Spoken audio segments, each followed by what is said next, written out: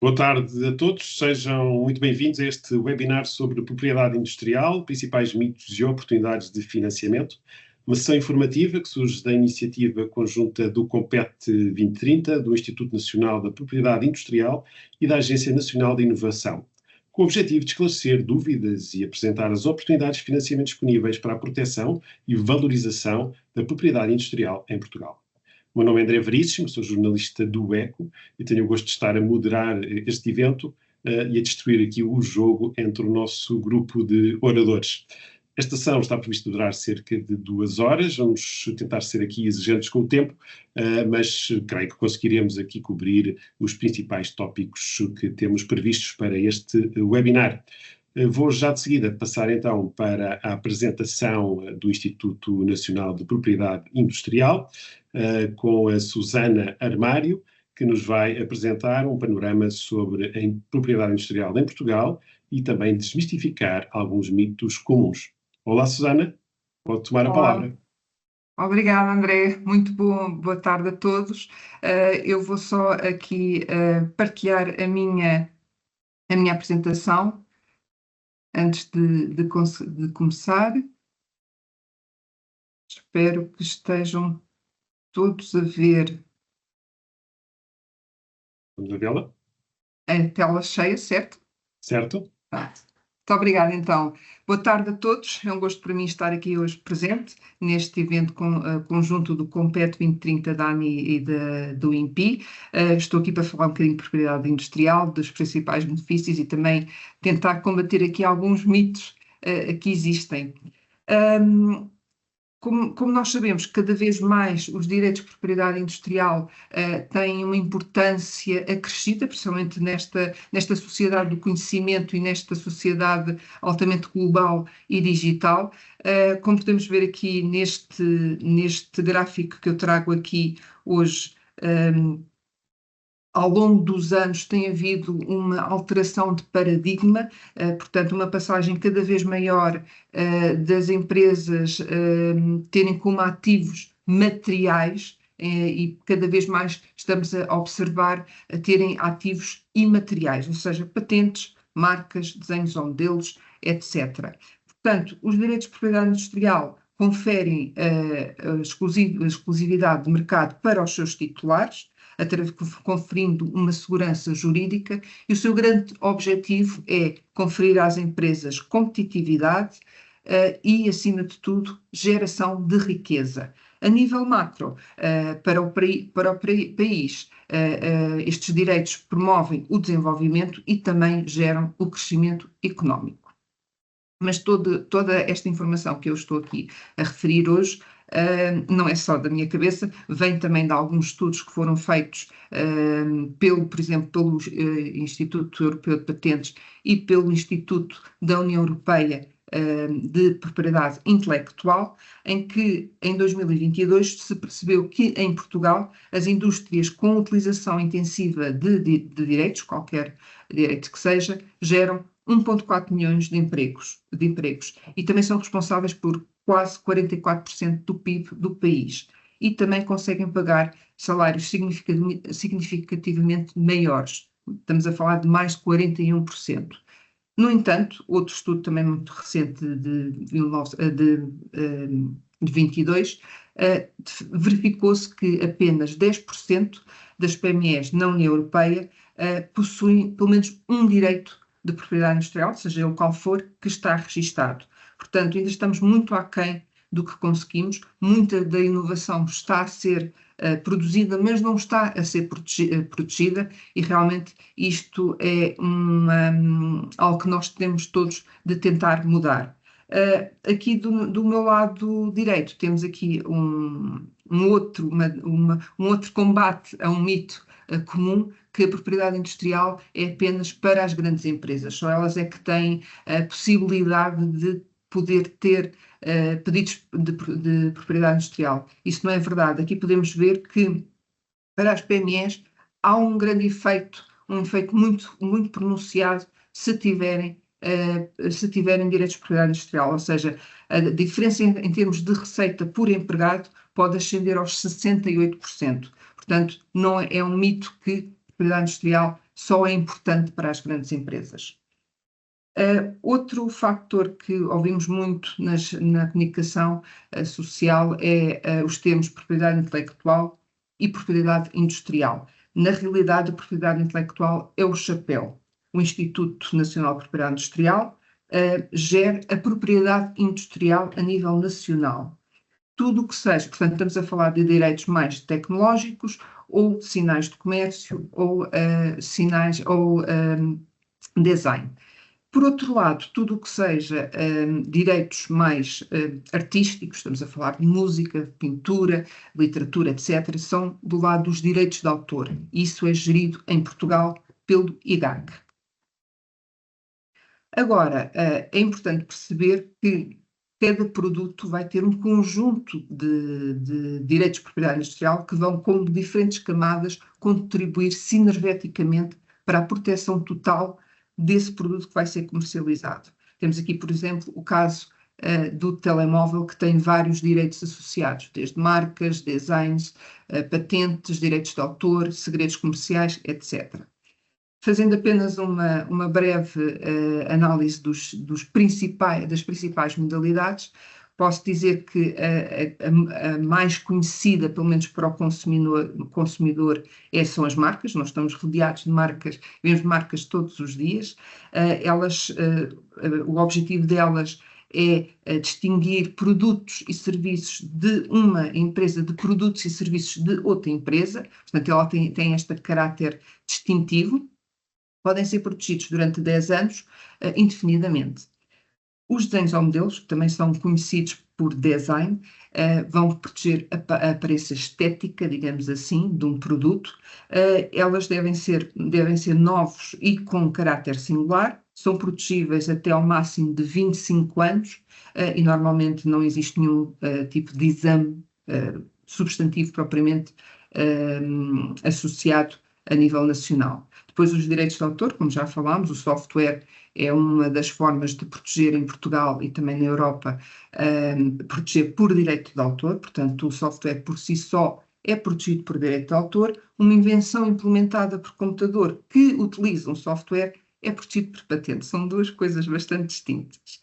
Depois temos então toda a parte tecnológica, que pode ser protegida por patente e modelo de utilidade, e aqui eu já vou falar um bocadinho com mais destaque em relação a esta modalidade. E, por fim, tudo aquilo que não pode ser codificado na forma de um direito, uma marca, um design, uma patente, deve ser protegido por segredo comercial. Ou seja, um know-how, o saber fazer, também pode ser transferido. E, para isso, temos esta modalidade de segredo comercial. Tudo o que pode ser codificado deve ser protegido através de patente ou de outro direito de propriedade industrial. Então, o que é uma invenção? Antes de falarmos um bocadinho das patentes.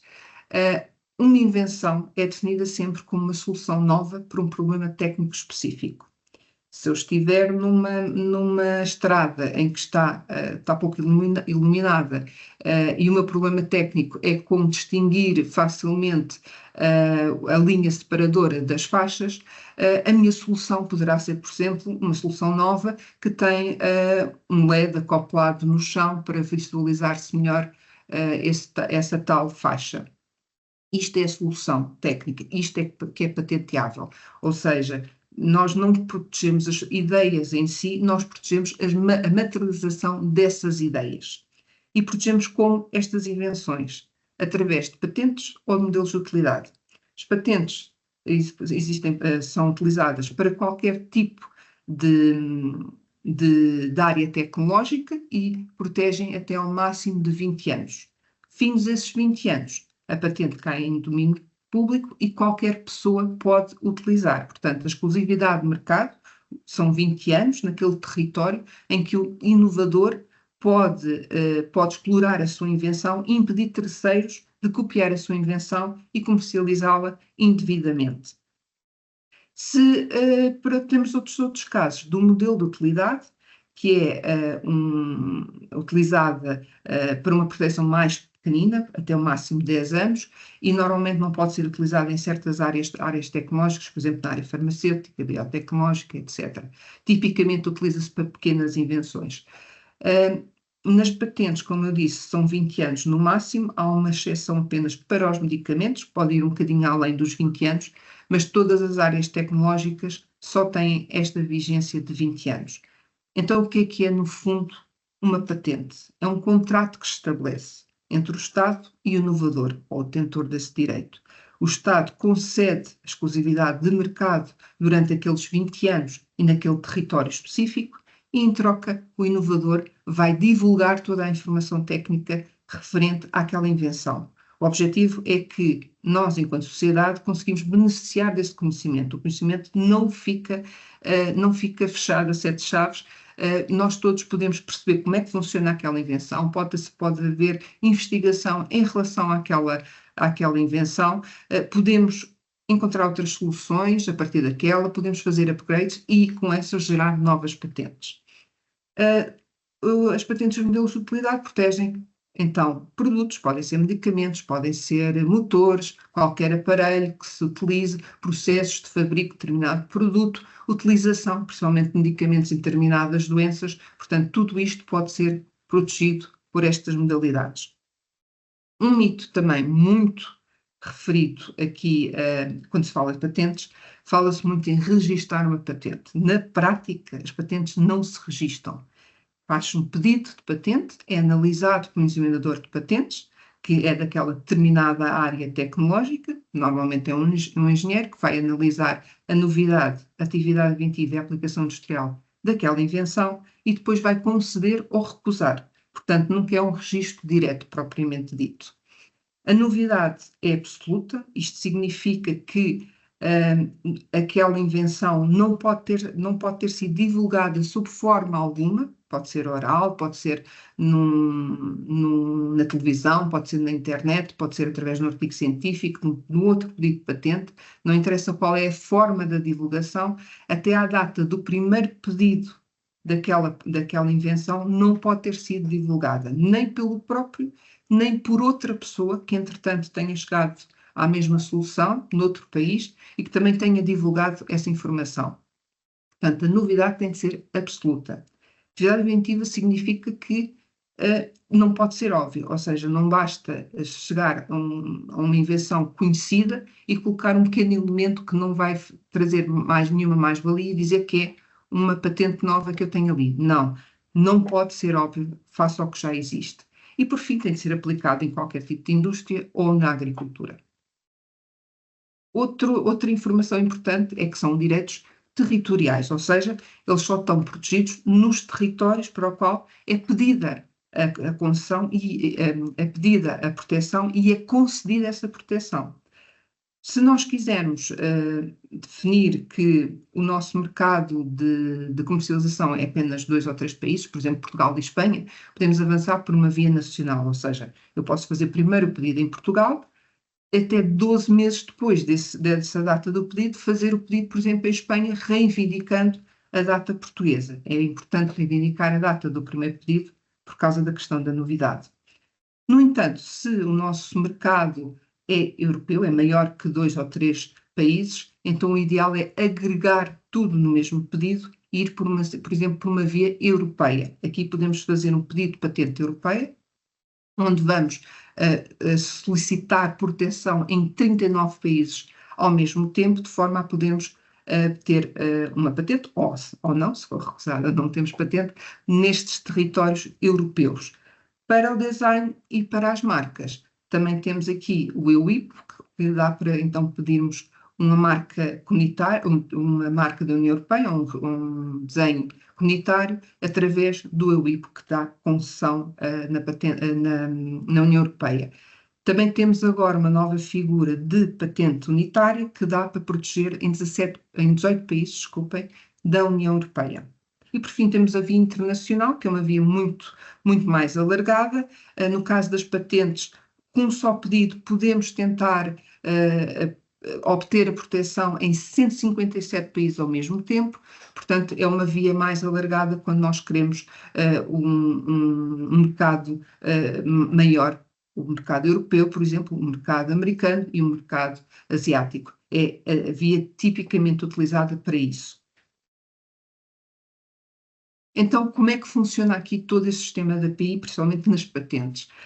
O grande objetivo por detrás deste sistema é permitir não só uma proteção efetiva a quem inova, mas também se apropriar das receitas que são geradas. Como nós sabemos, todos os produtos podem levar, consoante a sua complexidade, podem levar mais tempo ou menos tempo a serem desenvolvidos. Pode implicar muitos anos de desenvolvimento, de investigação, muito dinheiro que é investido, e depois de termos um produto que já está apto para ir ao mercado, ainda temos de pensar em toda a parte do marketing, em toda a parte da embalagem, da cadeia de distribuição. Portanto, é muito tempo e dinheiro que o inovador gasta. Portanto, ele tem de ter algum tipo de garantia que, quando chega ao mercado, e se a sua invenção for um sucesso, que ele se consegue apropriar das receitas, ou seja, que não vão copiar e partilhar as receitas que deviam ser dele. Aqui o objetivo, ele apropria-se então dos lucros, das receitas, paga o investimento que fez e volta a inovar e investir em novas invenções e em novas patentes. Esta é a lógica por trás.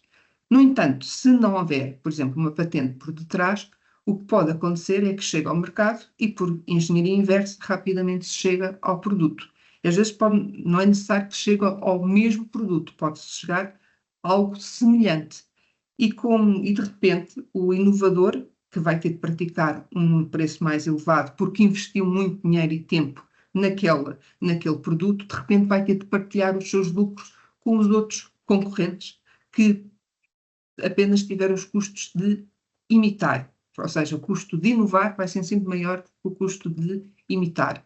E nós, enquanto consumidores, se calhar não vamos ter essas percepções, não vamos ter esta noção que há por detrás e, por isso, simplesmente vamos, se calhar, comprar o produto que não é bem igual, mas está ali aproximado, mas é muito mais barato.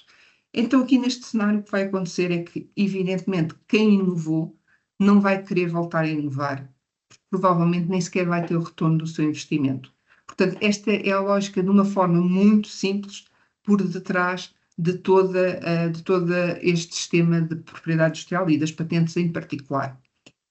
Outro aspecto muito importante é quando temos uma estratégia de negócio, pensar sempre na estratégia de PI que queremos fazer. Ou seja, ela deve estar no centro do negócio.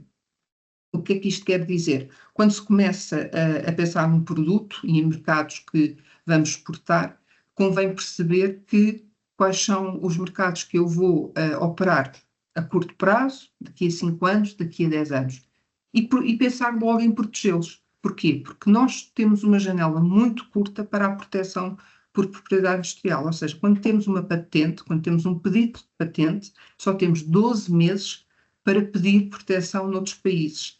Não dá, por exemplo, para fazer um pedido em Portugal, esperar que seja concedido e depois fazer pedidos noutros países. Isso não dá. São 12 meses só. Por isso é que a PI tem de ser pensada antes mesmo dela existir e tem de estar alinhada com o negócio. Portanto, se a curto prazo eu quero Portugal, se daqui a 10 anos eu quero estar na Europa inteira e daqui a 15 anos eu quero estar nos Estados Unidos, eu tenho de pensar logo que eu tenho de proteger a minha patente nestes mercados. Isto é muito importante. E, além disso, outro fator importante, quando eu estou a falar em gerir a PI, antes mesmo dela existir, é nas parcerias. Ou seja, não definir as regras do jogo pode correr mal logo ao início. Ou seja, convém definir logo quem fica com que propriedade logo ao início, porque depois de ter um produto que até vai ser interessante, vai sempre correr mal, se aí é que vamos definir quem é que fica com o quê. Portanto, a PI, mais uma vez, gere-se antes dela existir. Outra noção importante é que a propriedade industrial e as patentes são para ser exploradas. O objetivo delas é gerar riqueza através da proteção, mas também através de uma sinalização de competências e de qualidade para o mercado. Como é que nós exploramos esse direito? Se o inovador tem, por exemplo, uma fábrica onde pode fabricar o seu produto, tem já uma cadeia de distribuição, ele próprio pode fazer essa exploração.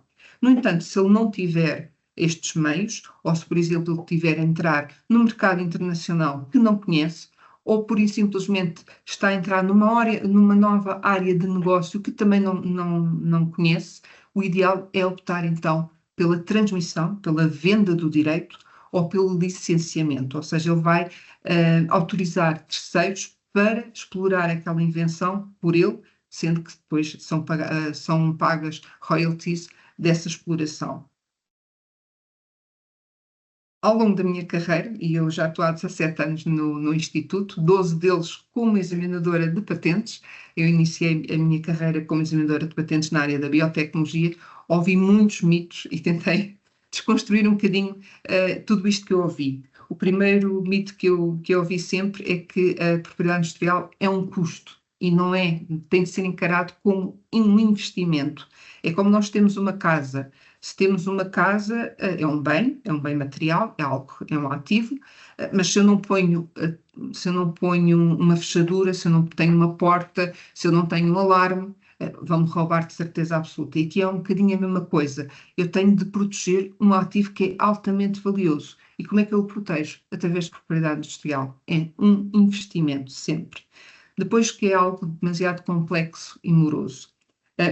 Em termos de design, em termos de marcas, não é assim, é bastante simples até o pedido e o processo. Em termos de patentes, é ligeiramente diferente do normal, ou seja, é preciso entregar alguns documentos escritos de uma determinada forma, sendo que a linguagem é sempre uma linguagem científica ou jurídica. Portanto, é uma linguagem assim um bocadinho diferente. Dito isto, há sempre solução, desde agentes oficiais cujo trabalho deles é escrever pedidos de patente, e claro que são pagos, a pura e simplesmente fazer uma pesquisa no Espaço-Net, que é uma das bases de dados mais importantes que existem a nível mundial de pedidos de patente, e pesquisar, por exemplo, patentes europeias dentro daquela área técnica e perceber mais ou menos a linguagem que é utilizada, porque é mais ou menos semelhante em quase todos os pedidos. Portanto, também há aqui uma forma de aprendizagem. Não é algo que é direto, mas também não é demasiado complexo.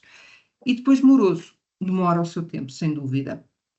Por exemplo, em Portugal demora entre 3 e 4 anos, se for uma patente europeia pode ser 3 a 5 anos. É um processo moroso, mas necessário. Depois, muito referido, é o medo da litigância, ou seja, eu já ouvi muitos inovadores que me disseram: eu não vou proteger porque depois eu tenho medo de haver litigância e de eu não conseguir. É um medo, claro, legítimo, mas não totalmente. Nem todos a grande maioria dos pedidos de patente, felizmente, não têm litigância nenhuma. O facto de eu não proteger não proteger os meus ativos de propriedade industrial não significa que eu não sofra litigância na mesma. Aliás, há uma grande probabilidade disso acontecer. Porquê? Porque se eu não tenho noção do que é uma patente, como é que funciona, há uma grande probabilidade de eu violar a patente de outra pessoa e de ter então aí um processo em cima e ter aqui uma litigância. E, por outro lado, ter um bom portfólio de direitos de propriedade industrial, precisamente em termos de patente, também nos dá um poder negocial se houver alguma litigância. Muitas das litigâncias são facilmente resolvidas através de licenças cruzadas, ou seja, alguma tecnologia que uma empresa gostaria de explorar na outra e vice-versa, e por isso simplesmente fazem licenças cruzadas e a litigância termina. Portanto, todos estes mitos não podem ser motivos pelos quais não avançamos com a proteção.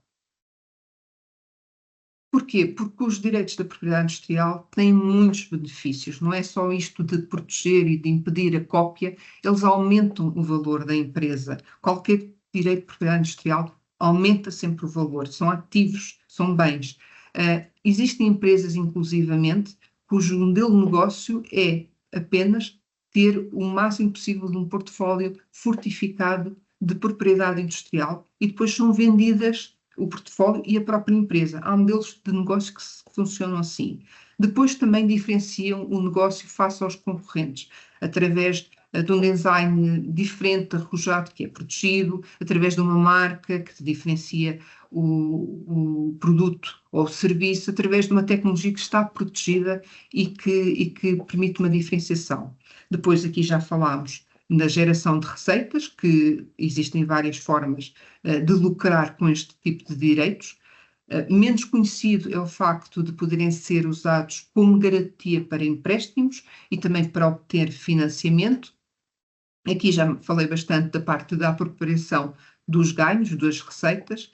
Uma forma muito importante é atuar como um facilitador de parcerias, quer que seja com o meio académico, quer seja com outras empresas, porque transferir tecnologia de uma universidade para uma empresa ou entre duas empresas é muito mais fácil tendo um direito de propriedade industrial. Ou seja, o direito de propriedade industrial vai definir claramente o que é que está protegido, o âmbito de proteção, vai clarificar e perceber o que é que está realmente a ser transferido. E é uma vantagem muito grande do que um segredo que ninguém pode partilhar, que ninguém sabe muito bem o que é que aquela invenção tem. Os direitos de propriedade industrial são essenciais neste tipo de transação. E depois também, claro, pode fazer parte essencial do próprio marketing da empresa, que aposta em designs arrojados, que aposta em patentes para produzir a sua tecnologia e que divulga e comercializa com base nesse objetivo, que eles protegem tudo por propriedade industrial. Por fim, queria falar aqui um bocadinho de alguns cuidados a ter, principalmente quando queremos avançar para um pedido de patente. Primeira informação, e já aqui falei, que é importantíssima, é não se divulga nem que se comercializa nada antes de fazer o pedido. Isto é essencial. A primeira coisa que o examinador de patentes faz é, pura e simplesmente, fazer uma pesquisa no Google, por exemplo, do nome da empresa ou do nome dos inventores. Portanto, não se divulga. Se se divulgar a invenção antes de fazer o pedido, isso automaticamente destrói a novidade e o pedido é recusado. Portanto, é muito importante não haver esta divulgação. Se for necessário falar com alguém para alguma negociação antes de fazer o pedido, pensar sempre em fazer, em utilizar non-disclosure agreements, agora está-me a falhar o nome em português, portanto, ter sempre estes cuidados. Pensar que há outras pessoas, há outros inovadores noutros países, nos Estados Unidos, na Europa, etc., em qualquer país da Europa, etc., que podem chegar à mesma invenção, mas por outras formas, e é a mesma invenção, ou seja, aquilo que eu quero proteger pode já existir noutro local do mundo, ou pode ser algo bastante óbvio, faça o que já existe. Portanto, antes de avançar para qualquer pedido, deve-se fazer sempre uma pesquisa ao estado da técnica, sendo que eu volto a repetir, a melhor base de dados para fazer este género de pesquisas em termos de patentes é o Espaçonet. É uma base de dados do Instituto Europeu de Patentes que compreende pedidos de todo o mundo, portanto, é a mais extensa que existe e muito fácil de utilizar e gratuito, evidentemente. Outro cuidado a ter é não respeitar prazos. Se receber alguma notificação, se for necessário fazer algum passo a meio do procedimento e que tenha um prazo, tem de ser sempre cumprido. Se não for cumprido, a patente é recusada. E ter atenção, mais uma vez, à prioridade. São 12 meses a partir do primeiro pedido que é feito, que se pode fazer pedidos noutros países. Fins esses 12 meses, perdem a oportunidade de ter protegido a vossa invenção noutros países. Portanto, é muito importante, referir novamente, pensar na PI antes mesmo de existir qualquer produto. Depois, outro cuidado a ter é saber, evidentemente, qual é a dor de mercado. Ou seja, o meu produto vai responder a que necessidade do mercado.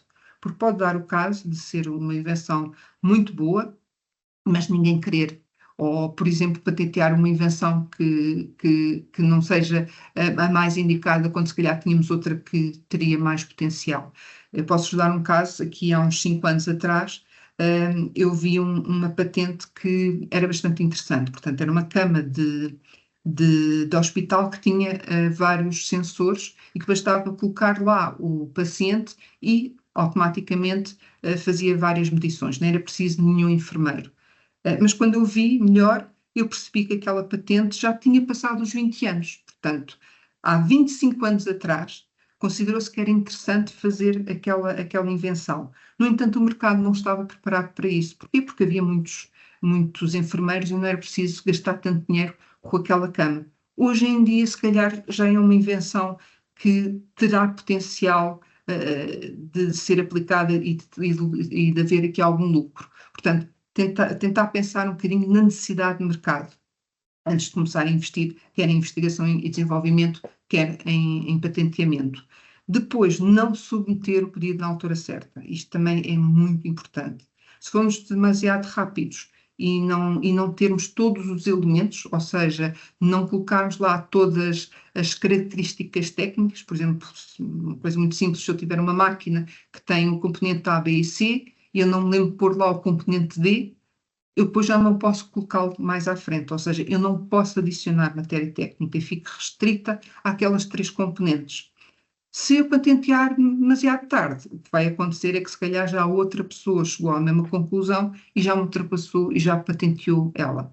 Portanto, tem de haver aqui também um certo timing quando se tenta proteger as nossas invenções. Depois é importantíssimo divulgar toda a informação das características técnicas dessa invenção no pedido. Porquê? Porque, mais uma vez, depois tem de ser publicado e toda a sociedade tem de beneficiar desse conhecimento e, além disso, a matéria que está lá tem de permitir haver uma reprodução de toda a informação, de toda a invenção. Portanto, esta parte também é bastante importante. Portanto, nada de omissões, digamos assim, de partes cruciais da invenção. Depois, manter em segredo uma invenção em vez de patentear. Normalmente é complicado o segredo, porque normalmente está toda a tecnologia, o segredo está num conjunto muito limitado de pessoas, portanto só aquele conjunto é que sabe como é que aquilo funciona. Se há aqui algum problema, alguma discórdia, significa que alguém que tem o segredo vai levar o segredo para outro sítio. Para internacionalizar também é muito difícil, porque se só 2 ou 3 pessoas é que sabem o segredo, vai ser difícil haver aqui uma internacionalização e, além disso, também por engenharia inversa, é facilmente consegue-se chegar à tecnologia, como é que ela funciona, quais são os componentes e também o segredo não vai ser muito importante, não vai ser aqui a melhor opção, digamos, para proteger uma invenção. E, por fim, não ter uma ideia realística do valor da invenção, ou seja, há invenções muito, muito interessantes, mas que depois, na prática, quando são fabricados, fica um custo muito elevado para o consumidor. E por isso também tem-se de pensar nesta parte de que realmente tem de haver uma ideia realística do valor da invenção e se vai ser, se conseguimos gerar lucro ou não. Para mais informações, eu já estou aqui a exceder um bocadinho a minha apresentação, para mais informações eu convido a todos a irem ao site do INPI, principalmente a este destaque que eu tenho aqui do apoio às PME, onde tem alguns links úteis sobre PMEs e algumas ferramentas também gratuitas que podem ser utilizadas. E para mais questões, depois fica aqui para questões para depois deste webinar. Quem quiser pode me contactar mais tarde. Fica aqui os meus contactos. Muito obrigada. Muito bem, muito obrigado, Susana, pela apresentação. Julgo que ficámos aqui com uma boa perspectiva sobre a importância de requerer uma patente, o que pode ser patenteado e como o fazer, bem como aqui a desconstrução de alguns mitos, como a propriedade industrial ser um custo. Teremos agora a oportunidade de conhecer algumas das oportunidades de financiamento disponíveis através do Compete 2030, numa apresentação que será conduzida por Margarida Pinto, secretária técnica do Compete 2030 e que lidera a equipa da Unidade de Investigação e Desenvolvimento, Carla Silveira, técnica também do Compete 2030 e Marta Campino, gestora da Unidade de Incentivos Nacionais da Agência Nacional de Inovação. Passo-vos então a palavra.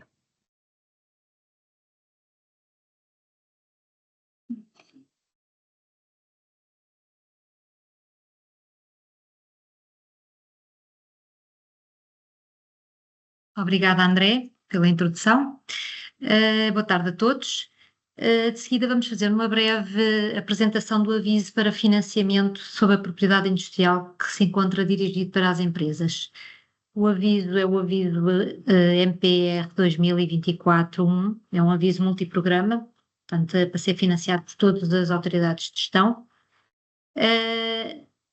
Vamos fazer apenas uma breve, no fundo, salientar os pontos mais importantes, porque toda a outra informação mais específica encontra-se nos sites, quer do Compete, das restantes autoridades de gestão, Norte, Centro, Lisboa, Alentejo e Algarve, na ANI e no balcão dos fundos, onde podem encontrar informação mais detalhada.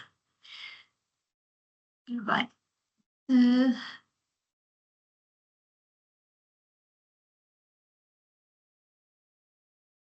Ora, o nosso aviso, como eu acabei de referir, é o MPR 2024-1, que é um aviso dirigido apenas às empresas e tem como objetivo apoiar o registro de patentes, modelos de utilidade, desenhos ou modelos pelas vias nacional, europeia e internacional.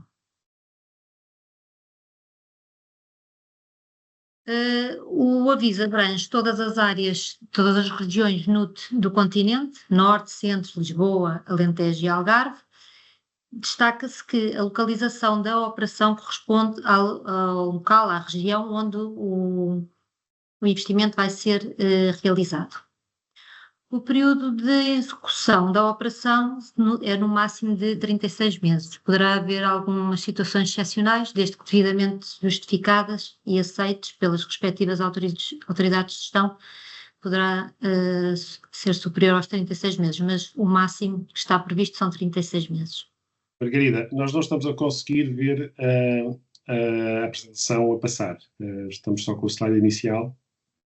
Não está a passar? Não está a passar. Eu vou parar de partilhar e voltar outra vez, está bem? Ok.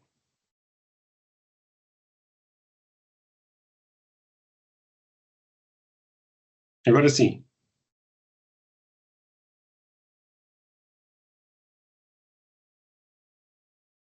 Agora está? Agora estamos a ver. Obrigado. Então não viram, está na folha seguinte ou não? Sim, portanto, estamos com a área geográfica abrangida que estava a falar ainda há pouco. Ok, mas ele não está aqui a dar... ok.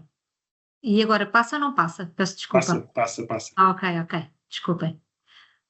Pronto. Não sei se é preciso repetir, se... Eu acho que ouvimos bem a outra parte, mas pode seguir. Ok. Agora passamos aqui. Quem é que se pode candidatar? Como eu referi anteriormente, isto é um aviso dirigido a empresas. Portanto, as únicas empresas que se podem candidatar são as micros, pequenas e médias, chamadas PMEs, e as small mid caps, empresas de pequena e média capitalização. Salienta-se que neste quadro comunitário, no Portugal 2030, para algumas tipologias de projeto não são elegíveis as não PMEs, que é o caso desta tipologia de projetos. Portanto, as não PMEs não são elegíveis a este aviso. Relativamente ao período de apresentação de candidaturas, está dividido em 3 fases. Teve início em 28 de março de 2024. A primeira fase já foi concluída em 27 de junho, onde eram elegíveis tanto candidaturas que tinham registro de pedido de auxílio, registro de pedido de auxílio que tinha sido feito submetido até 2023, e neste momento temos uma segunda fase que está a terminar, que é em 30 de setembro, daqui a 15 dias, sendo que ainda haverá uma nova fase até 30 de dezembro.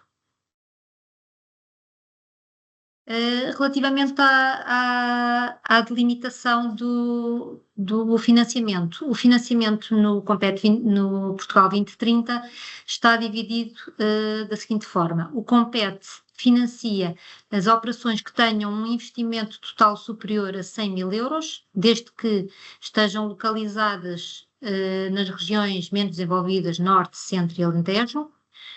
O Norte, o Centro e Alentejo financiam as operações monorregionais com investimentos totais igual ou inferior a 100 mil euros, só investimentos que estejam localizados nas respectivas regiões.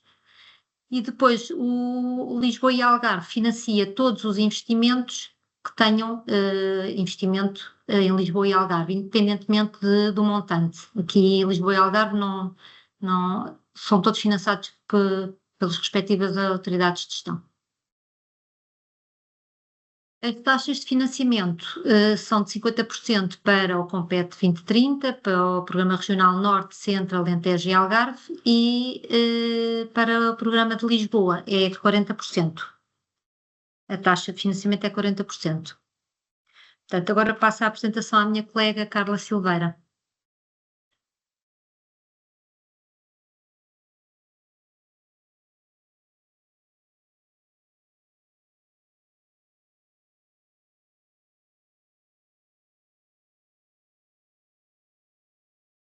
Boa tarde a todos. Prosseguindo a apresentação, passo a expor as ações consideradas elegíveis no âmbito deste aviso. Assim, em primeiro lugar, temos o Pedido Definitivo Nacional de Patente, modelo de utilidade e desenho ao modelo apresentados no INPI, que tem um valor máximo de despesa de 3.500 euros. Seguidamente, temos um pedido de patente de modelo de utilidade e desenho ao modelo apresentado no estrangeiro pela via direta, junto às respectivas administrações nacionais, reivindicando ou não uma prioridade portuguesa. Neste caso, o valor máximo de despesa é 6.000 euros por cada país.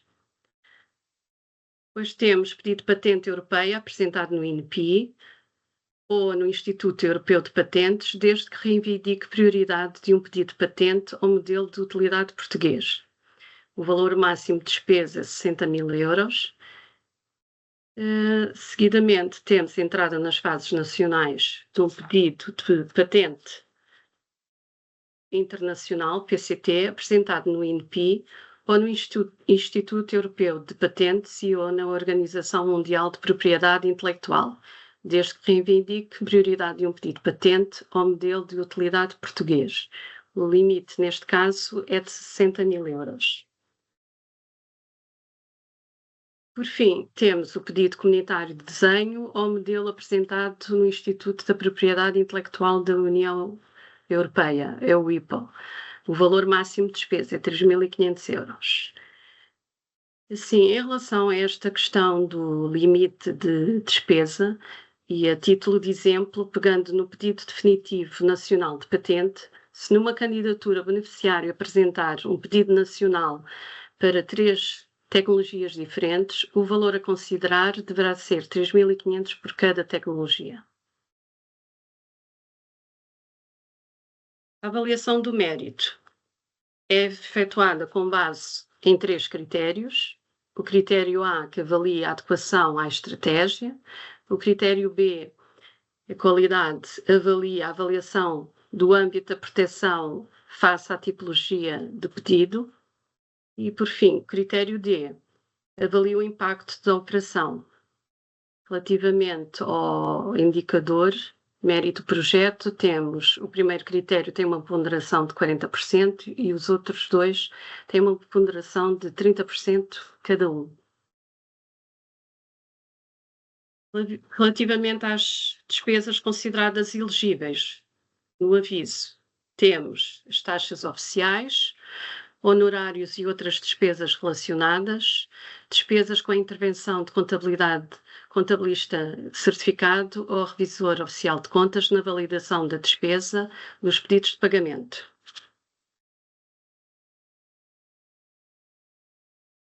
Seguidamente, os indicadores de resultado e de realização. No Portugal 2030, a aplicação dos fundos europeus está centrada nos resultados a atingir, pelo que os indicadores de realização e de resultado assumem uma maior relevância neste quadro.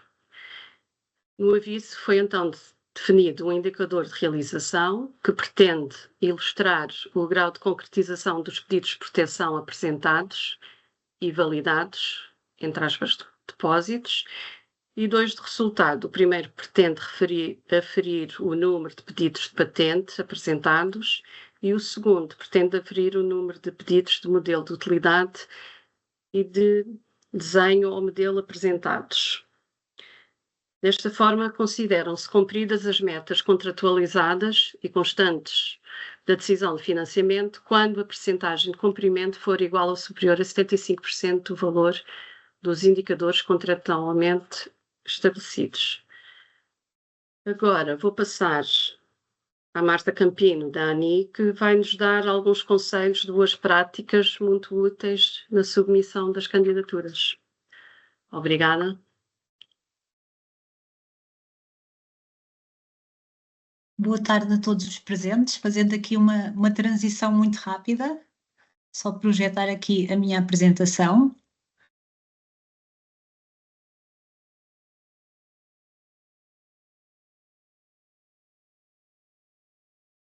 André, confirma a visualização?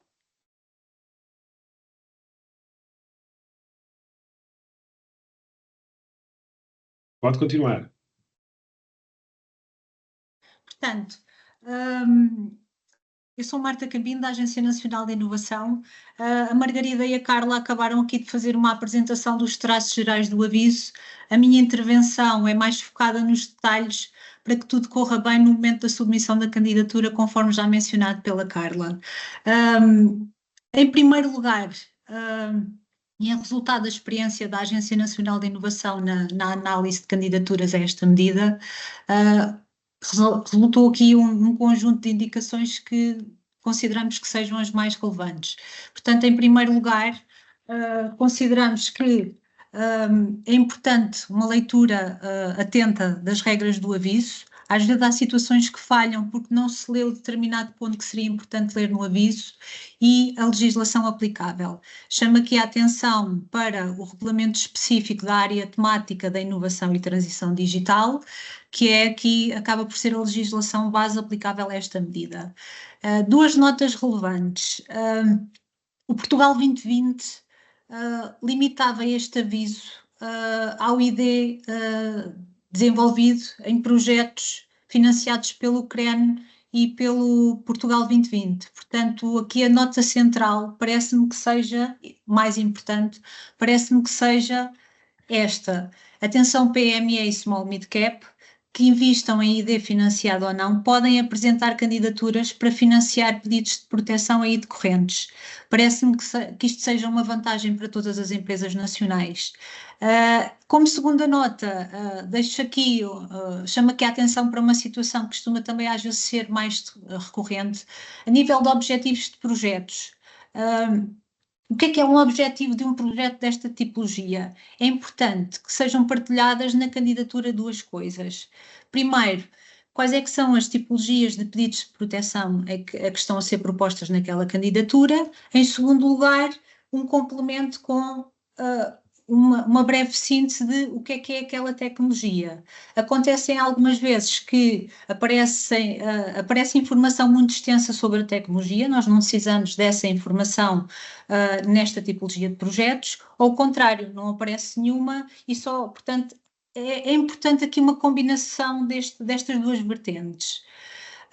PMEs, atenção, a certificação eletrónica, tenham em atenção que tem de estar válida.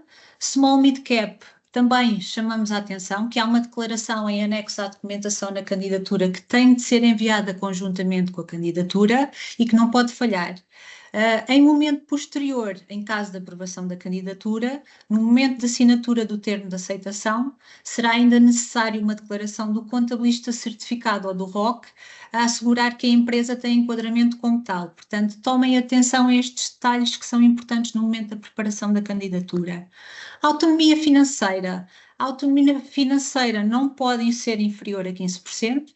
Este elemento é validado através dos dados apresentados, através das IEs do ano do pré-projeto. O que é que acontece? Se isto não for cumprido, há ainda uma segunda hipótese, que é a apresentação de um balanço intercalar certificado por um ROC, mas sem este elemento também vai ser difícil terem a candidatura aprovada. Passando aqui a outro ponto, previamente ou posteriormente à submissão da candidatura, realizar uma revisão geral. Porque esta indicação acontece muitas vezes nas candidaturas que ou falhou páginas essenciais que ficaram por preencher por lápis, ou a versão que foi submetida, enganámos-nos e não era essa versão, tínhamos outra guardada e a informação estava lá. Então é muito importante que, antes de submeterem, pelo menos passem a vista em todas as páginas e depois de submeterem façam o mesmo para garantir que não falhou nada. E por fim, elementos identificados no aviso, há um anexo que identifica quais é que são os elementos que têm de ser enviados conjuntamente com a candidatura. Por favor, não falhem o envio destes elementos, porque são elementos essenciais à análise da candidatura e que a sua ausência pode resultar na não elegibilidade de uma candidatura. Eu chamo aqui a atenção em especial para a autorização dos restantes requerentes, se os pedidos de proteção tiverem outros requerentes para além do beneficiário proponente da candidatura, tenham em atenção que não podem apresentar candidatura sem apresentar estas declarações de autorização. Estes parecem-nos que sejam os pontos essenciais aqui a apresentar a candidatura, as situações que às vezes têm mais falhas. Para mais esclarecimentos ou informações, há disponível a linha dos fundos. O que é que pessoalmente aconselho? Questões associadas ao formulário de pedido de pagamento, é aconselhável que sejam colocadas através desta linha, apoio através da linha dos fundos. Outras questões que precisem de um esclarecimento pontual, trocar uma impressão, perceber melhor algum detalhe do aviso, podem também ligar para a Agência Nacional de Inovação, pedir para falar comigo. O meu e-mail é marta.campino@ani.pt. E para terminarmos e não ocuparmos aqui muito tempo nesta sessão, só deixar aqui uma nota muito breve, que no final de junho foi lançado o aviso 2024-8, destinado às entidades não empresariais do Sistema de Investigação e Inovação, que não é igual, mas é muito semelhante ao aviso das empresas, pelo que seria importante também as entidades seguirem quase todos estes passos que acabei de dizer. Em nome da Margarida Pinto, da Carla Silveira e em meu nome, muito obrigada pela vossa participação nesta sessão. Bem, muito obrigado às três também pela apresentação das condições de financiamento através do Compete e dos ingredientes fundamentais para ter um sucesso numa candidatura. Vamos passar agora para uma conversa com Rui Estrela, cofundador e diretor-geral da Smart Freeze. Vamos procurar conhecer com um caso prático a importância da propriedade industrial para o sucesso das empresas. Olá, Rui, por favor, junte-se a nós. Olá, boa tarde. Está-me a ouvir? Boa tarde. Perfeitamente. Muito obrigado por se juntar a nós. Queria começar por lhe pedir que nos apresente a Smart Freeze. Muito bem. Antes de mais, muito obrigado pelo convite. Para mim é um gosto estar aqui, ter esta oportunidade de partilhar também a experiência da Smart Freeze. A Smart Freeze é uma empresa de base tecnológica que desenvolve tecnologia para otimizar os processos de congelação e descongelação e criopreservação da indústria farmacêutica global, e como uma empresa de base tecnológica e de inovação, produz muita propriedade intelectual que necessita de ser protegida. E, tipicamente, os instrumentos que nós usamos são, sobretudo, as patentes. Né? Portanto, nós já temos um portfólio de 8 patentes, que já estão concedidas em algumas geografias, noutras ainda em estudo, mas o nosso portfólio são, de facto, 8 patentes diferentes. E, enfim, qual tem sido a importância, de facto, dessas patentes e da propriedade industrial para o caminho da Smart Freeze? A propriedade industrial para a Smart Freeze tem toda a importância, porque é o seu principal ativo, não é? As empresas valem muito pelos os ativos que têm, não é? Portanto, umas é porque são os terrenos, são os edifícios, são as máquinas, outras até são propriedades, portanto, ativos intangíveis, como por exemplo as marcas, mas no nosso caso são de facto as patentes. E quando nós falamos com investidores, com outros potenciais parceiros, não é? O critério que faz com que eles valorizem a nossa empresa é, de facto,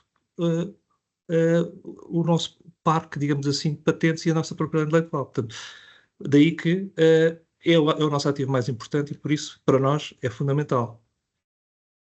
Enfim, sendo de facto um ativo muito importante, imagino que haja aqui uma estratégia cuidada no que toca à propriedade industrial. Enfim, que estratégia foi essa que foi seguida? Pronto, nós tipicamente, como eu já disse, portanto, nós usamos o instrumento que é a patente e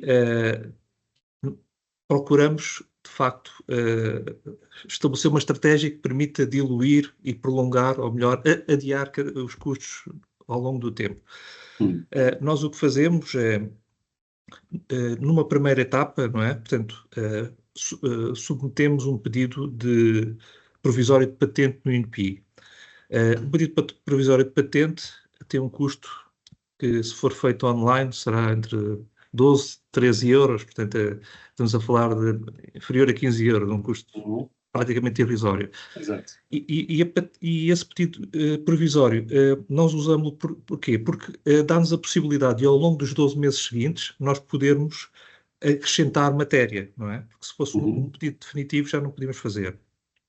E também é um instrumento interessante porque vai também de encontro a uma questão que foi falada logo aqui de início, que é nós não podemos divulgar a nossa tecnologia antes de submeter, não é? E, portanto, muitas vezes também já nos aconteceu que nós temos necessidade de falar com alguém, de explicar que temos aquela solução, não é? E o pedido provisório de patente até é um instrumento interessante que nos permite marcar, digamos, ali logo o nosso território e já estarmos à vontade para falar com quem for necessário, parceiros, possíveis compradores, etc. E aí já não põe a patente em risco. E já não põe a patente em risco, exatamente. Portanto, como eu estava a dizer, a primeira etapa é, de facto, o pedido provisório de patente. Passados 12 meses, o que nós fazemos é o chamado, portanto, o pedido internacional, que é o chamado PCT, que é o Patent Cooperation Treaty. Nesta fase, os custos andam à volta dos 5.000, 6.000 euros. Portanto, e depois, passados mais 18 meses dessa fase, ou seja, mais ou menos no momento de 30, não é? Fazemos a entrada nas fases nacionais e regionais. E é aqui nesta fase que nós definimos quais é que são os países ou são as geografias onde nós queremos estar. Tipicamente, a Smart Freeze o que faz é faz um pedido para Estados Unidos, Europa, Canadá, Japão, China e Índia. Um pedido, esta etapa das fases regionais nacionais, nesta fase pode custar à volta de 20.000 euros, 20 e poucos, mas se uma empresa não quiser ir para estes mercados todos, que até são bastantes, para o negócio, mercado potencial da Smart Freeze corresponde mais ou menos a 90%, não é? Se quiser ir só para os Estados Unidos ou para a Europa, que foi uma situação recente que nós tivemos, o custo já serão só 7.000 euros. Portanto, nós estamos a falar, nos primeiros 30 meses, isto para desmistificar um pouco de que isto é, o custo de ter patentes é uma coisa exorbitante, não é? Nós estamos a falar, portanto, do momento 1 até o mês 30, estamos a falar de custos, se for Estados Unidos e Europa, à volta de 15.000 euros. É óbvio que são custos relevantes, mas para uma PME que já está estabelecida, não se pode dizer que sejam proibitivos, não é? E, portanto, e com a vantagem de poder já usufruir, digamos assim, das vantagens de ter essa patente. Portanto, esta tem sido a nossa estratégia, portanto, e que nos permite, de certa forma, ir controlando os nossos custos e empurrando, digamos assim, os custos mais para a frente. Obviamente que vai demorar mais tempo o processo de concessão, mas como durante esse período nós até podemos beneficiar dos benefícios de ter a patente, para nós não é um problema. Muito bem. A Smart Freeze também recorreu, ainda assim, a financiamento para estes processos. É verdade. Nós em 2019, nós fomos beneficiários de um programa na altura do Portugal 2020, de apoio ao financiamento da propriedade intelectual. Nós, na altura, submetemos o nosso projeto para ajudar a financiar 3 pedidos de patente, que serviram naquelas fases que eu há pouco falei, que vai até o momento 30, né? Portanto, que é o pedido PCT, o pedido internacional, mais as fases regionais. Portanto, no caso, foram 3, e foi uma experiência positiva, porque até um bocadinho ao contrário de outros projetos e outros programas, do ponto de vista burocrático, foi um projeto que até era não era muito pesado comparado com outros programas que existem.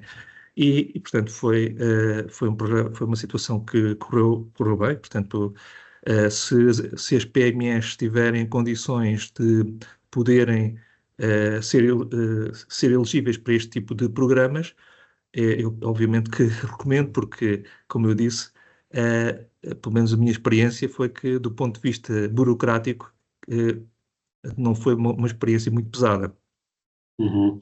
Ainda assim, encontrou alguns desafios ou constrangimentos? Como é que os ultrapassou? Enfim, quer no financiamento, quer no registro. Relativamente em matéria deste projeto, não houve grandes constrangimentos ou desafios. Eu diria que, da nossa história de empresa que trabalha com patentes, se calhar há aqui 2 desafios que eu diria que eu gostaria de sublinhar e que eu acho que também podem ajudar a desmistificar, digamos assim, alguns dos mitos que até foram referidos numa das apresentações. Um dos primeiros desafios que nós tivemos foi como escrever o pedido de patente, porque, como tivemos a oportunidade de ouvir, há uma linguagem técnica, mas também um pouco jurídica. E, portanto,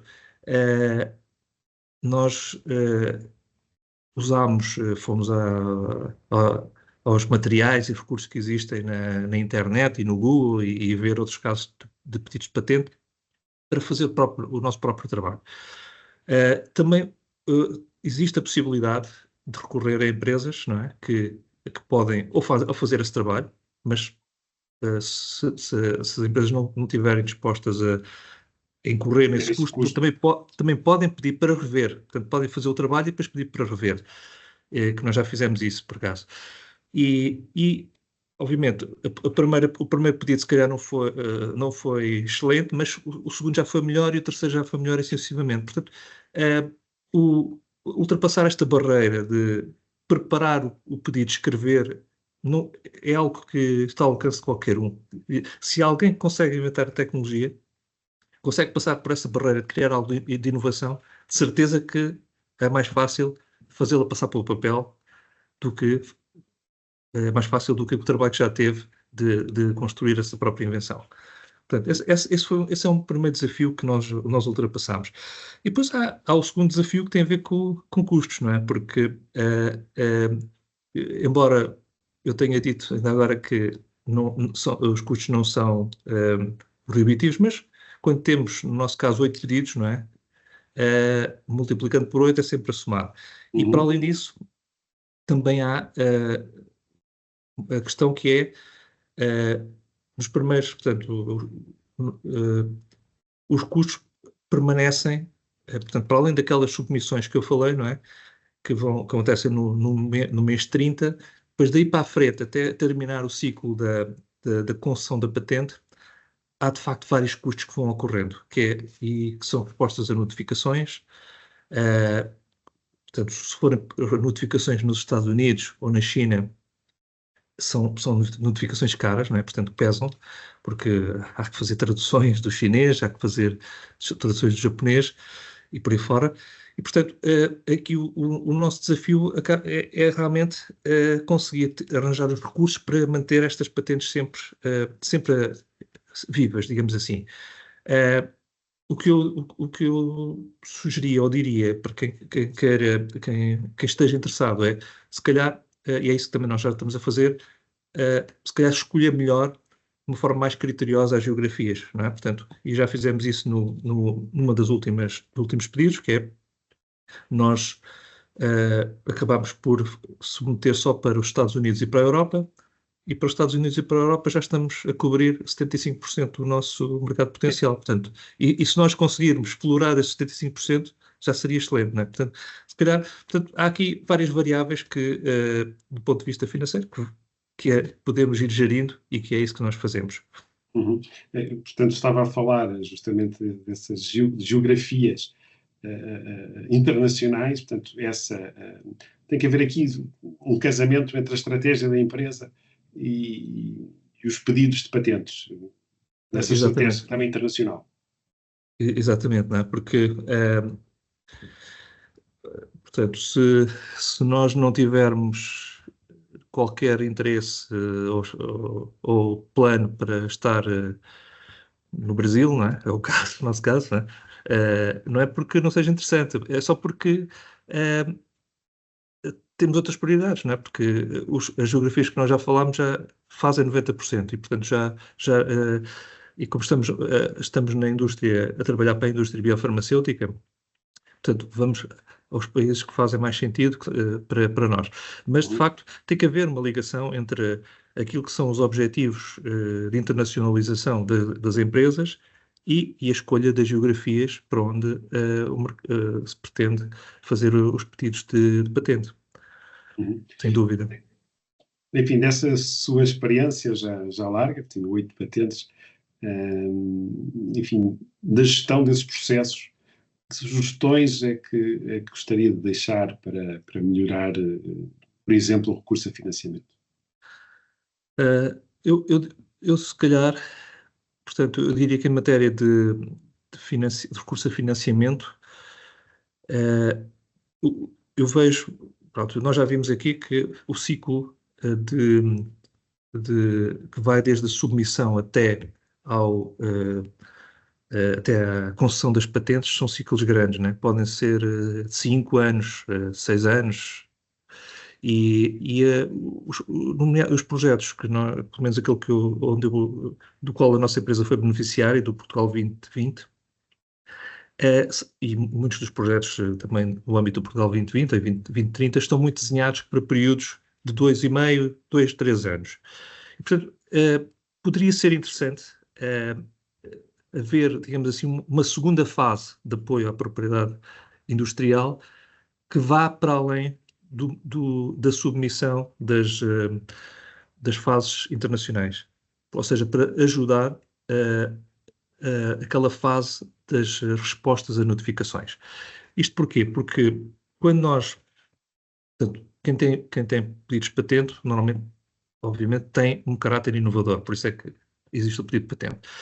E vender inovação é algo que é demorado, não é? Porque o que acontece é que o que nós estamos a dizer quando vendemos inovação estamos a dizer ao nosso potencial cliente: olha, deixe de fazer como está a fazer e passa a fazer como nós estamos a sugerir. E isso é um processo que demora tempo, não é? E então,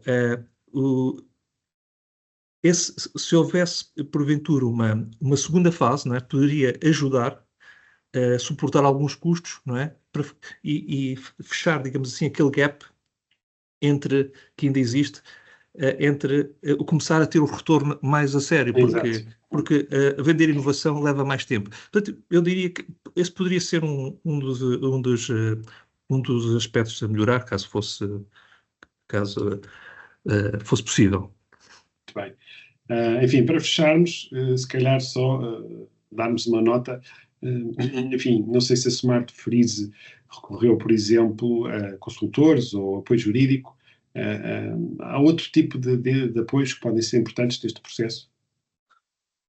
Sim, a Smart Freeze recorre a apoio jurídico. Portanto, só para também dar uma ideia de qual é que é, ao longo do processo, o que é o nosso trabalho, o que é o trabalho dos nossos consultores.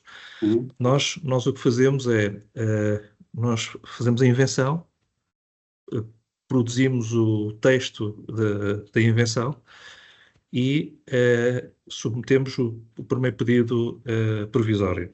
Depois, quando se trata do pedido internacional e tudo o que está daí para a frente, nós recorremos à ajuda de consultores especializados em matéria de patentes, os Patent Attorneys, que nos prestam esse serviço. porque o nosso know-how não é este processo de submissão de patentes tem muito a ver com regras de prazos, regras que são... é preciso ter um agente, muitas vezes, num país, nos Estados Unidos ou na China, e portanto, estas empresas sabem fazer esse trabalho muito melhor, portanto, sabem quando é que tem que ser, olham, há um examinador que faz uma notificação e vem com um argumento, e, obviamente, essas empresas sabem que tipo de resposta é que devemos dar, ou a resposta mais adequada para dar a essas situações. Essas empresas têm uma rede de agentes pelos diferentes países e com os quais interagem para fazer a ponte com os estabelecimentos, as autoridades locais. Portanto, para nós é fundamental ter o apoio desse tipo de empresas, portanto, para nos ajudar ao longo deste processo. Rui, só para perceber, quando falou nos custos há pouco, enfim, deu vários exemplos, já está a incluir o custo com este tipo de apoio? Não, porque eu quando falei nesses custos, falei aliás, sim, porque quando eu falei dos custos do PCT que eram 5, 6 mil euros, e das submissão nas fases regionais, são essas empresas que nos fazem esse serviço. Portanto, esse custo já tem uma componente que são as taxas locais e tem também o trabalho deles. Muito bem. Obrigado pelo esclarecimento, obrigado por trazer este caso prático da Smart Freeze, enfim, que nos permitiu de facto perceber aqui enfim, como é que estes pedidos se processam e como é que uma empresa pode lidar com eles. E vamos agora passar para a nossa fase de perguntas e recebemos aqui muitas questões com as inscrições, mas para, enfim, tornar aqui este webinar mais fluido, vamos aqui agregar por tópicos as questões. E, enfim, a primeira questão que eu tenho aqui, que queria dirigir à Susana Armário, do INPI. Olá outra vez, Susana. Olá, novamente. Como é que funciona o processo de concessão e qual a duração, em média? Se for a nível nacional, tem de se fazer um pedido de patente, onde vai ser entregue um formulário, onde vai ser preenchido um formulário, que pode ser online, com os dados do inventor, do requerente, todos os dados bibliográficos necessários. Anexado a esse formulário deverão estar os chamados documentos técnicos, que é o resumo, os desenhos do pedido, a figura para publicação, uma descrição e as reivindicações, sendo que as reivindicações é o texto mais importante, que é aqui que nós vamos definir o âmbito de proteção. Em qualquer país funciona mais ou menos, é idêntico, portanto é um formulário e estes documentos técnicos. Em Portugal nós temos uma outra modalidade, que é o pedido provisório de patente, que já foi aqui mencionado várias vezes, e que é mais barato. Porquê? Porque é apresentado este tal formulário com todos os dados, mas em vez de todas estas peças, pode-se entregue um documento, que pode ter a estrutura que entenderem. O que é importante é que estejam lá todas as características técnicas da invenção, porque não pode haver adição de matéria mais tarde. Portanto, tudo o que nós queremos proteger tem de estar nesse documento. Portanto, é entregar então um pedido e pagar a taxa. Pronto.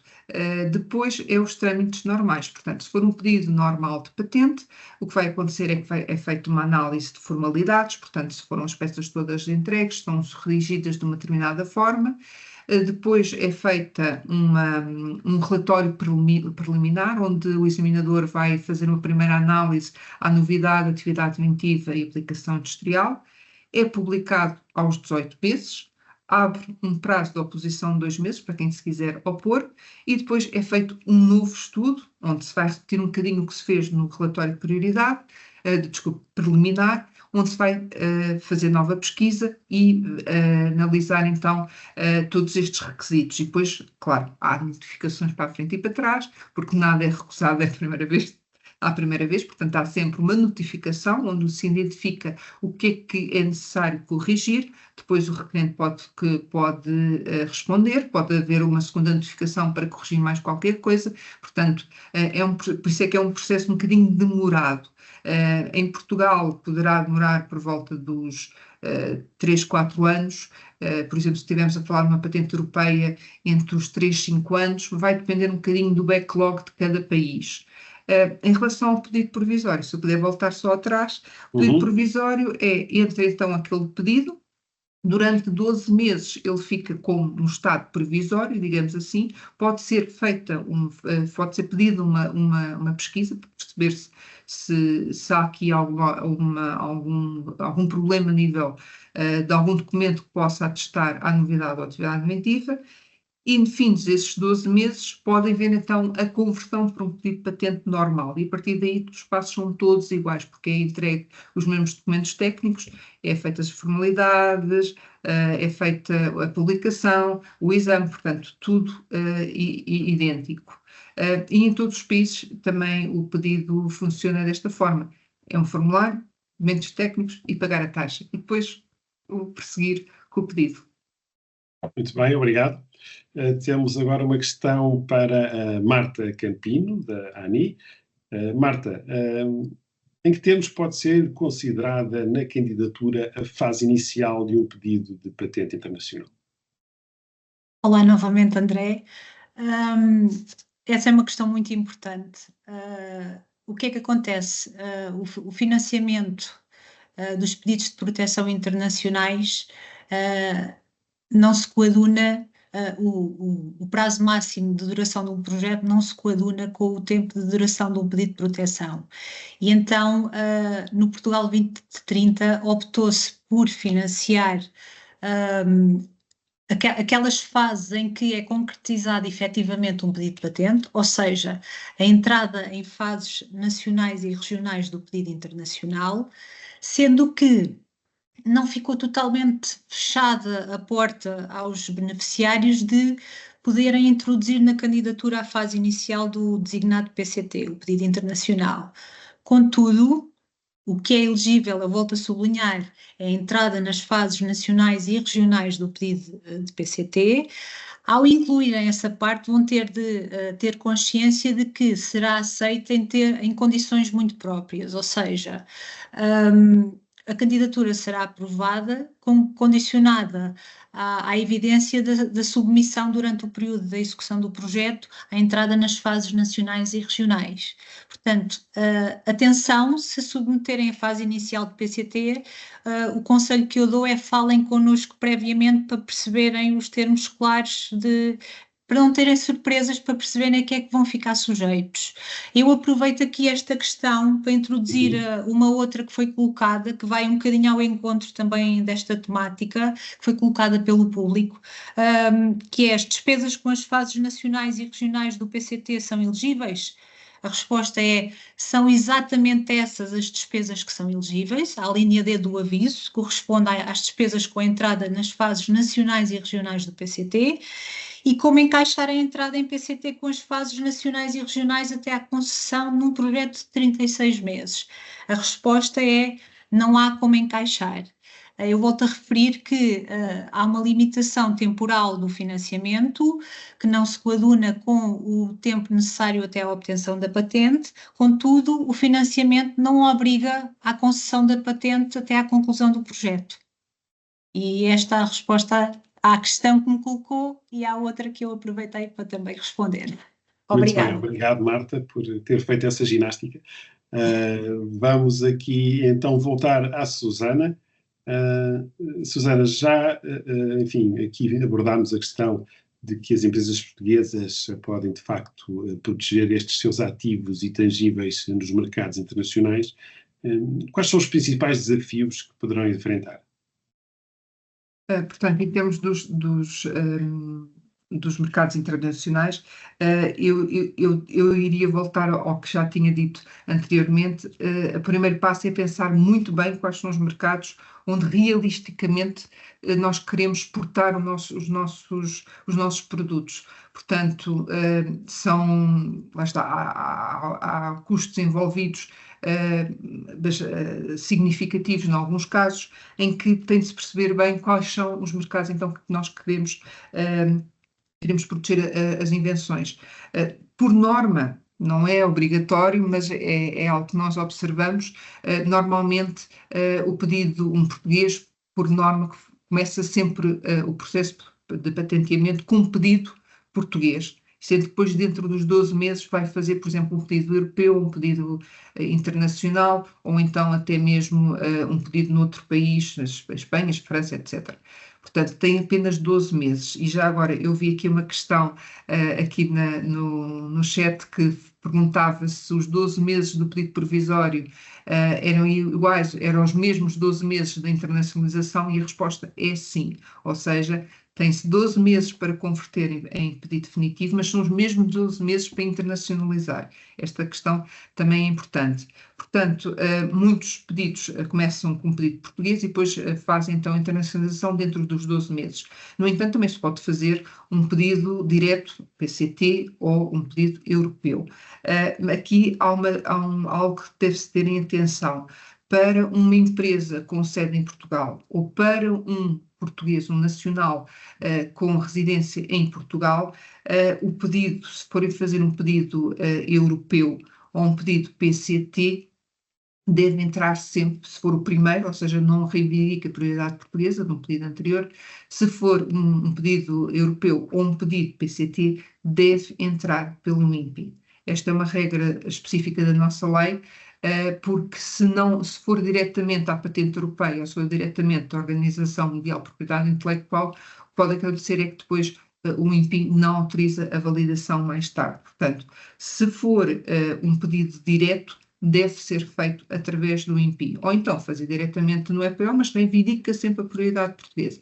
São estas duas opções e é aqui algo que deve-se ter em atenção. Depois, para além desta questão que eu estava a falar dos mercados, é perceber que vias é que nós queremos utilizar, porque é muito mais barato agregar, centralizar pedidos. Se eu quero o mercado europeu, eu vou fazer um pedido de patente europeia. Se eu quero mercados como, por exemplo, a China, os Estados Unidos, se calhar eu vou fazer o PCT, portanto, o pedido da via internacional. E depois pode haver países que não estão nem numa via nem noutra, portanto, também temos de ter essa atenção que se eventualmente houver algum país fora destas vias que queremos também proteger, vamos ter de fazê-lo nacionalmente. Muito bem. Obrigado por esses esclarecimentos. Marta, volto a si. O aviso, enfim, que falámos já hoje, vai ter continuidade para além do ano 2024? Bom, a resposta a essa questão é muito rápida. Há já a previsão, já está no plano de aviso, há a previsão de reabertura do aviso em março de 2025. Portanto, a resposta é que sim. Não sei, temos aqui uma outra questão no chat, não sei se nos consegue elucidar, se era possível referir novamente o aviso dedicado às entidades não empresariais. Sim, eu verifiquei essa questão, mas vi que logo de seguida houve alguém, estavam a perguntar qual é que era o aviso exatamente, houve alguém que no próprio chat colocou lá a referência do aviso, mas de qualquer forma eu posso partilhar novamente. O aviso é o MPR 2024-8, é o número do aviso. Muito obrigado. Susana, volto a si. Enfim, o INPI tem iniciativas para a formação e sensibilização das empresas sobre a importância da propriedade industrial? Sim, claro. Uma das nossas missões não é só atribuir, mas é também promover a propriedade industrial e disseminar conhecimento. Nós temos a nossa academia, onde nós temos cursos que ministramos curso online que ministramos para o público em geral. Por exemplo, os próximos cursos que temos é o de curso de redação de patentes, que temos a colaboração de 2 AOPIs, que também nos ajudam nesta nossa missão de promover o conhecimento sobre o PI. Temos também cursos gerais sobre propriedade industrial, que vai cobrir todas as áreas, de uma forma genérica, todas as áreas da propriedade industrial. Temos inclusivamente um curso sobre PI só para PMEs, que foi no primeiro semestre, e também temos cursos de transferência de tecnologia, que também vai ser agora neste semestre. Para além disso, o INPI faz um grande esforço em elaborar vários materiais, vídeos informativos, flyers. Temos muita informação dentro do nosso site. Eu volto a frisar que o separador de PI para as PME tem links úteis bastante interessantes. Tem também informação sobre um outro fundo de apoio às PME, que não pode ser utilizado em conjunto com este, por isso é que eu não mencionei. Material diverso, informativo. Temos 2 ferramentas que ajudam qualquer utilizador, incluindo empresas, a fazer uma avaliação da sua propriedade industrial. Temos uma ferramenta online gratuita no nosso site, em português, do EUIP, do Instituto de Propriedade Intelectual da União Europeia, que é o IP Scan, e também temos da OMPI. Portanto, o IP Scan aqui é um bocadinho mais restrito, na medida em que engloba toda a propriedade industrial, e esta segunda ferramenta do IP Pre-Diagnosis, também em português e também gratuito, faz uma autoavaliação de toda a propriedade intelectual, ou seja, também inclui os direitos de autor. Para além disso, eu também aconselho a todos, principalmente para quem é uma PME, tem uma PME, consultar o website do Ideas Power for Business, do EUIP, e com o qual o IPI também colabora, que tem imensa informação, desde guias informativos, a links importantes, a entidades importantes dentro do vosso negócio, que poderão ser também consultados. Muito bem, obrigado. Marta, volto novamente a si. Temos aqui uma questão. Olá novamente. Olá. No que respeita aos indicadores, num pedido de patente europeia, deve ser considerada apenas uma patente ou várias patentes mediante o número de países onde se proceder à validação?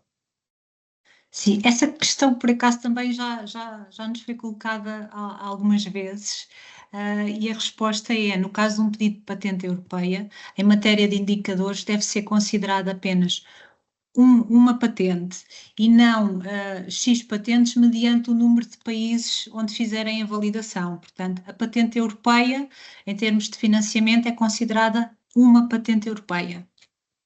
Muito bem. Susana, enfim, é uma questão que está um pouco relacionada com a anterior, mas se há algum programa de acompanhamento ou mentoria que as empresas possam fazer? Neste momento não, portanto é algo que está a ser debatido, quer a nível nacional, quer a nível internacional, mas para já não existe. Mas eu queria também referir aqui que nós temos algumas formas de apoio na nossa rede GAPI, nos gabinetes de apoio à propriedade industrial, que são gabinetes que estão dispersos por todo o país e que prestam apoio local à localidade, ao meio envolvente onde estão localizados. Muitos deles estão no meio académico, portanto eles prestam informação e apoio sobre propriedade industrial ao meio universitário, mas também ao meio empresarial que está ao seu redor. Existem outros também GAPIs que estão dentro de parques industriais e que prestam também, então, todo o apoio. Também queria referir aqui o serviço do EUIP, que é o Free IP Support, portanto, para empresas que tenham questões muito específicas e dúvidas muito concretas, poderão utilizar este serviço, um período de tempo definido, para o esclarecimento das suas dúvidas e falarem diretamente com um técnico especializado no EUIP. Portanto, a minha resposta é que para já é estes meios que temos, mas estamos a pensar nisso. Muito bem. Marta, Temos aqui agora uma questão mais específica. Se os custos com a validação em Portugal de um pedido de patente europeia podem ser considerados na linha A das ações elegíveis? A resposta a essa questão é esses custos não podem ser considerados. Eu aproveito aqui para dar o exemplo no Portugal 2020, aconteceu muito, que eram apresentadas despesas em candidaturas associadas aos pedidos de patente nacionais e que depois acabavam por desistir dessa tipologia porque havia a opção de validação da patente nacional na Europa, mas qualquer eventual despesa com essa validação deve ser integrada na tipologia associada ao pedido de patente europeu, que é o correto. Muito bem. Enfim, vamos agora só para uma última questão para a Susana. As empresas, o que podem fazer em termos de recurso de decisões do INPI, ou se forem alvo elas de litígio ou violação dos seus direitos? Portanto, todas as decisões do INPI são alvo de recurso, quer diretamente para o INPI, através de um pedido de modificação de decisão, quer através do TPI, do Tribunal de Propriedade Intelectual, ou seja, qualquer requerente que não esteja de acordo com uma decisão do INPI pode recorrer para cada uma destas entidades. No TPI também poderá escolher a opção do arbitrário, portanto, através da mediação. Portanto, há sempre forma de poder recorrer, se assim o entenderem. Em termos de litígio, de alguém tentar um litígio em relação a alguém que tenha uma patente, o que vai acontecer é que por isso, simplesmente tem de haver aqui uma mediação, que pode ser utilizada através do arbitrário ou então ir para tribunal. Sempre que for detectada alguma potencial violação, ou seja, o próprio titular daquele direito perceber que há alguém a tentar violar o seu direito, tem de fazer valer os seus direitos, fazendo queixa às entidades competentes, como a ASAI, a GNR, a PSP. Muitos destes pequenos infringements muitas vezes até são resolvidos mandando uma carta, porque por vezes estas violações não são feitas em má fé, as pessoas não têm conhecimento que existem direitos protegidos e basta muitas das vezes avisar que há um direito protegido e que pode ser. Exatamente, e isso pode resolver. Se não, pode ser feita queixa nas autoridades competentes e, eventualmente, avançar para uma queixa em tribunal ou através do arbitrário. Portanto, e também alguns serviços hoje em dia que também ajudam de alguma forma as empresas, especialmente as empresas, perceberem quais são os potenciais fragilidades em termos de violação de direitos. Por exemplo, existe um serviço que é o IP Scan Enforcement, onde é feita uma avaliação por um perito relativamente a potenciais infrações, que pode ajudar também as empresas, e o próprio OIP também tem uma resolução alternativa de disputas gratuita, que também pode ser utilizada, mas aqui estamos a falar de marcas ou de desenhos ou modelos da União Europeia. Temos então várias entidades a que recorrer. Susana, Marta, obrigado por estes esclarecimentos e chegamos assim ao final deste webinar. Gostaria de agradecer a todos os participantes, aos nossos oradores e em especial ao Compete 2030, ao INPI e à ANI pela iniciativa, enfim, de fazer este webinar. Julgo que foi muito informativo. Convidamos todos a continuar a acompanhar estes temas nos sites do Compete 2030, do INPI e da ANI, onde encontrarão informações atualizadas sobre estes temas. Espero que este webinar tenha sido, de facto, útil e esclarecedor. Bom resto de dia a todos.